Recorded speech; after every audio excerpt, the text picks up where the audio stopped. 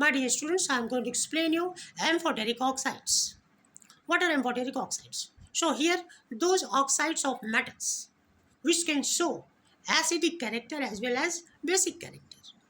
That means after reacting with acids and bases, they will give corresponding salts and water.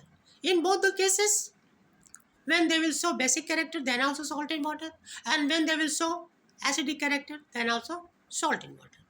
These two products will be there in both the cases. So I am talking now zinc oxide ZnO. It is a metallic oxide. It will show acidic character as well as basic character, and so it is an amphoteric oxide. So you know that when it will show basic character, it has to react with acids.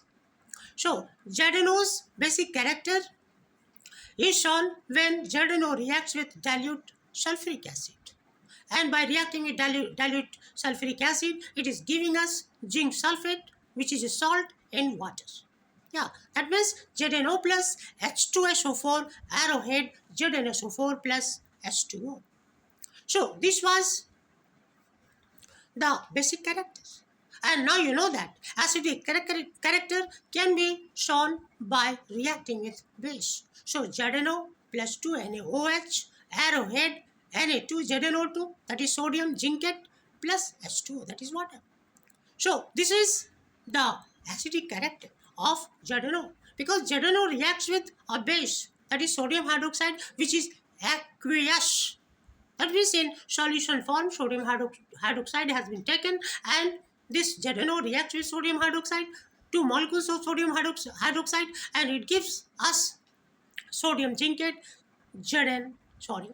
Na2ZnO2 plus H2. So in this way we find that ZnO acts as amphoteric oxide. Thank you. If you like, please share and subscribe.